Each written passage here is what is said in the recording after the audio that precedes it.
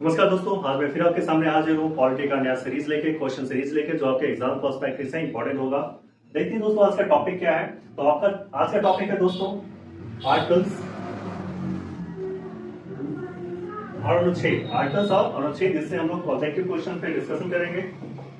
दोस्तों दोस्तों थोड़ा मोटिवेशन लेते हैं। तो मोटिवेशन के रूप में मेहनत इतनी खामोशी से करो कि सफलता शोर मचा दे, है ना। Work hard in silence, let your success makes the noise.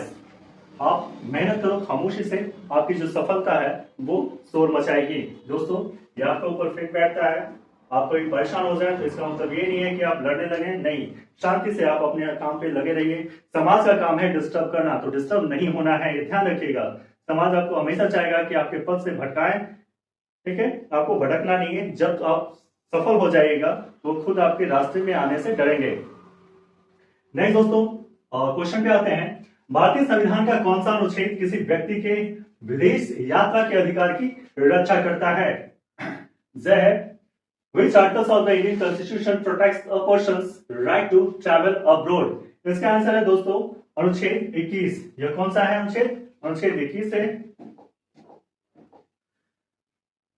दोस्तों। अनुच्छेद 21 मेनका गांधी मामले 1978 में सुप्रीम कोर्ट ने फैसला सुनाया कि विदेश यात्रा का अधिकार, विदेश यात्रा का जो अधिकार है वह जीवन और व्यक्तिगत स्वतंत्रता के अधिकार का हिस्सा है।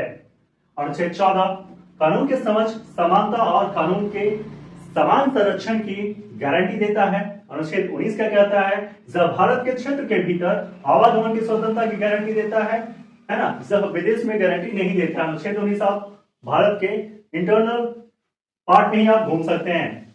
अनुच्छेद 22 कुछ मामले में गिरफ्तारी और नजरबंदी के खिलाफ संरक्षण प्रदान करता है। अनुच्छेद 22। नेक्स्ट दोस्तों, यदि भारत का राष्ट्रपति इस्तीफा देना चाहता है तो वह अपना त्याग पत्र किसे संबोधित करता है? ठीक है, if the president of India wants to resign, to whom does the address his resignation letter? किसको वो अपना रेजिग्नेशन लेटर देंगे? तो वह दोस्तों भारत के उपराष्ट्रपति को, भारत के उपराष्ट्रपति को यह क्या करेंगे? अपना रेजिग्नेशन लेटर देंगे। दोस्तों अनुच्छेद 356 के ए में राष्ट्रपति अपना त्याग पत्र किसे देंगे? उपराष्ट्रपति को सौंपते हैं, जो तुरंत इसकी सूचना लोकसभा अध्यक्ष को देता है। भारत के मुख्य न्यायाधीश जो है राष्ट्रपति को शपथ दिलाते हैं, लेकिन त्याग पत्र स्वीकार नहीं करते। ध्यान रखिएगा दोस्तों कि भारत के राष्ट्रपति को शपथ दिलाने का काम किनका है? जब भारत के मुख्य न्यायाधीश का है, लेकिन त्याग पत्र वो नहीं स्वीकार करते हैं। भारत के प्रधानमंत्री मंत्रिपरिषद के प्रमुख होते हैं। भारत के प्रधानमंत्री क्या होते हैं? मंत्रिपरिषद के प्रमुख होते हैं। राष्ट्रपति के इस्तीफे की प्रक्रिया में इनकी कोई भूमिका नहीं होती है, इस्तीफे में इनका कोई हस्तक्षेप नहीं होता है भारत के प्रधानमंत्री का। लोकसभा अध्यक्ष उपराष्ट्रपति द्वारा इन्हें इस्तीफे की सूचना दी जाती है, लेकिन यह सीधे त्याग पत्र नहीं करते हैं, प्राप्त नहीं करते हैं।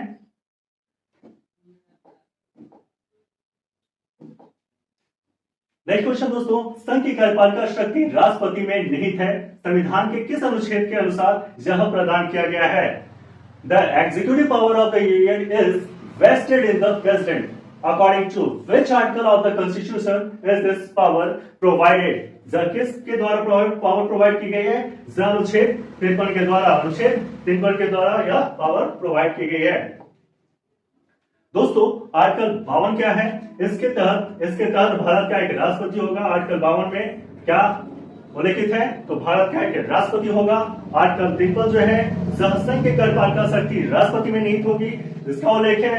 आर्टिकल 54 में उल्लेख है कि राष्ट्रपति के चुनाव निर्वाचक मंडल से संबंधित है। और आर्टिकल 56 जो है दोस्तों, जब राष्ट्रपति के कार्यकाल जो होगा वह कितने वर्षों का होगा? वह 5 वर्षों का होगा। इसका उल्लेख आर्टिकल 56 में है दोस्तों। निम्नलिखित में से कौन राष्ट्रपति के चुनाव के लिए निर्वाचक मंडल का हिस्सा नहीं है? Who among the following is not a part of the electoral college of the elections of the president? यह दोस्तों संसद के मनोनीत सदस्य, नॉमिनेटेड मेंबर्स ऑफ पार्लियामेंट, ये जो है पार्ट नहीं होते हैं। दोस्तों इलेक्टेड मेंबर्स ऑफ राज्यसभा ठीक है, ज आर्टिकल 54 के अंतर्गत है। अनुच्छेद 54 के अंतर्गत राष्ट्रपति में चुनाव में मतदान करते हैं।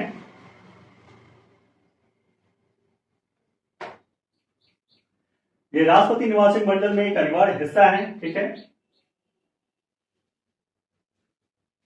इसमें राज्यों और केंद्र शासित प्रदेशों के जैसे दिल्ली और पुडुचेरी के विधायक शामिल हैं जो मतदान में भाग लेते हैं। निष्पक्षता बनाए रखने के लिए इन्हें मतदान प्रक्रिया से पूरी तरह बाहर रखा जाता है।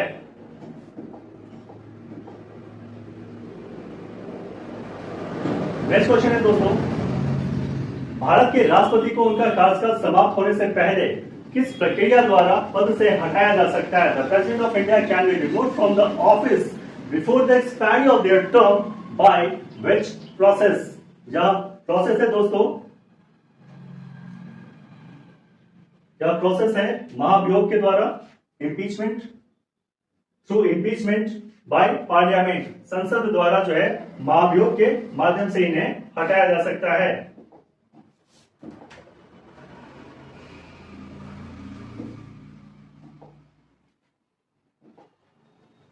सुप्रीम कोर्ट केवल राष्ट्रपति चुनाव विवादों का फैसला करता है, वह हटा नहीं सकता। सुप्रीम कोर्ट का काम क्या है? सिर्फ विवादों का सुप्रीम कोर्ट क्या करती है? राष्ट्रपति चुनाव में जो भी विवाद होंगे उसका फैसला जो है सुप्रीम कोर्ट करेगी, हटाने का उसके पास ऑथोरिटी नहीं है। प्रधानमंत्री के पास राष्ट्राध्यक्ष को हटाने की कोई संवैधानिक शक्ति नहीं होती है। अनुच्छेद 61 के तहत केवल संविधान के उल्लंघन के आधार पर संसद द्वारा यह इम्पीचमेंट लाया जाता है। अकेली लोकसभा नहीं हटा सकती है, दोनों सदनों से कितना बहुमत होना चाहिए? प्रस्ताव पारित होना चाहिए, तो 2/3 दोनों बहुमत से, दोनों सदनों से 2/3 बहुमत से प्रस्ताव पारित होनी चाहिए इम्पीचमेंट के लिए, महाभियोग के लिए। भारत के राष्ट्रपति का पद का चुनाव लड़ने के लिए न्यूनतम आवश्यक आयु क्या है? What is the minimum age required to contest the election for the president of India? तो वो है दोस्तों कितने साल? वो है 35 साल। राष्ट्रपति बनने के लिए, इलेक्ट होने के लिए कितने हैं? 35 साल न्यूनतम उम्र है। दोस्तों लोकसभा सदस्य या राज्य का विधायक बनने के लिए न्यूनतम आयु है 25 वर्ष। ठीक है, 30 वर्ष दोस्तों राज्यसभा सदस्य या राज्य का विधान परिषद सदस्य एमएलसी बनने के लिए है दोस्तों न्यूनतम आयु। 35 वर्ष जो है यह राष्ट्रपति और उपराष्ट्रपति के लिए अनुच्छेद 58 के तहत, यह क्या है? अनुच्छेद 58 में वर्णित है कि 35 साल होना चाहिए, मिनिमम एज होना चाहिए राष्ट्रपति और उपराष्ट्रपति के चुनाव के लिए। 40 वर्ष दोस्तों यह भारतीय संविधान में किसी भी प्रमुख राजनीतिक पद के लिए ऐसा कोई आयु का मानदंड नहीं है। 40 वर्ष ऐसा कुछ नहीं है।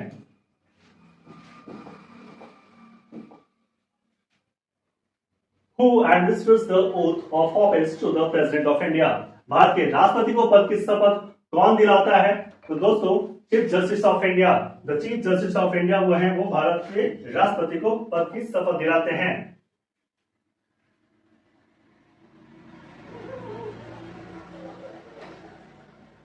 राष्ट्रपति द्वारा नियुक्त किए जाते हैं और यह राष्ट्रपति ही उन्हें शपथ दिलाते हैं। ठीक है, the chief justice of India जो है, चीफ जस्टिस ऑफ इंडिया अनुच्छेद 60 के तहत, अनुच्छेद 60 के तहत शपथ दिलाते हैं के लिए अधिकृत हैं। उनकी उपस्थिति में सुप्रीम कोर्ट के वरिष्ठतम न्यायाधीश ऐसा करते हैं। अगर भारत के चीफ जस्टिस नहीं है ना, सुप्रीम कोर्ट के चीफ जस्टिस नहीं है तो कौन है ना, उनके जो वरिष्ठतम जो न्यायाधीश है वो करवाते हैं यह काम। भारत प्रेसिडेंट ऑफ इंडिया राष्ट्रपति का इस्तीफा पत्र प्राप्त करते हैं लेकिन उन्हें शपथ नहीं दिलाते हैं। Speaker of Lok Sabha, speaker of Lok Sabha निश्चित सदन की अध्यक्षता करते हैं और अध्यक्ष के रूप में नहीं बल्कि एक समान सांसद के रूप में शपथ लेते हैं। अगला प्रश्न दोस्तों, संविधान के किस अनुच्छेद के तहत राष्ट्रपति क्षमादान, दंडाविराम, परिहार या सजा कम कर सकते हैं? Under which article of the constitution can the president grant pardons, repriefs, respects और remissions of punishments? जब दोस्तों किस आर्टिकल के अंतर्गत है, किस अनुच्छेद के अंतर्गत है? यह है दोस्तों आर्टिकल 72, अनुच्छेद 72।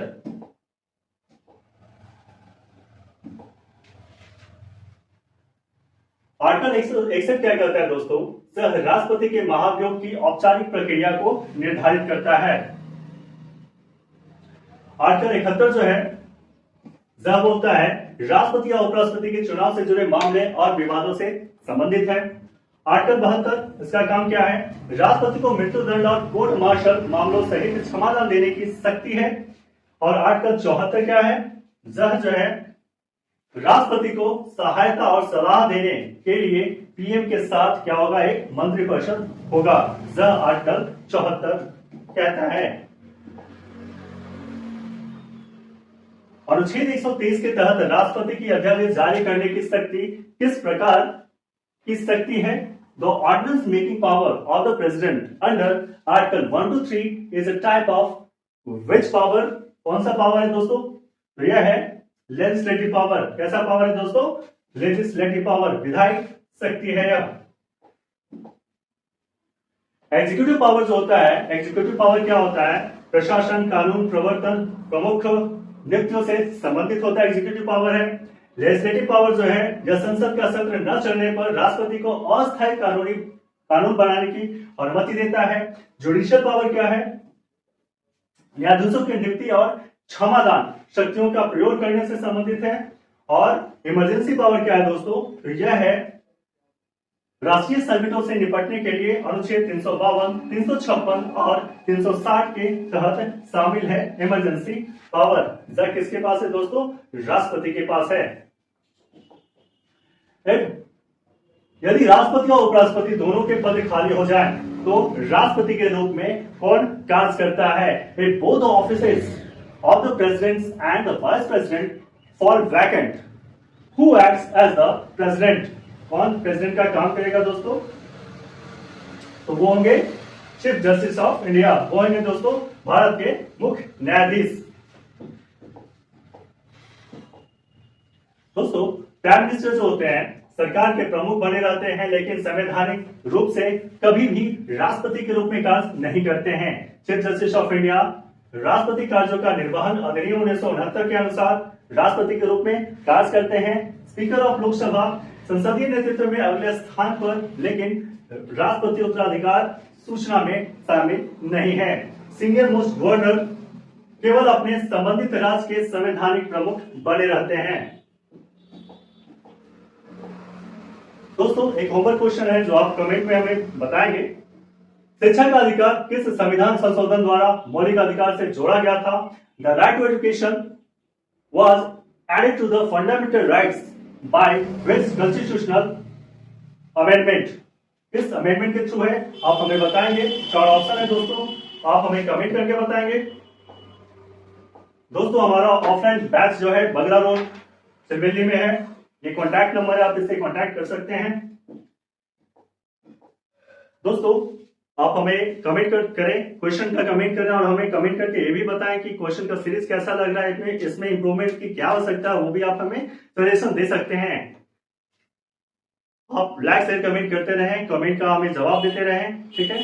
क्वेश्चन का आंसर आप कमेंट के थ्रू दें। आज के लिए इतना ही दोस्तों, थैंक यू, जय हिंद।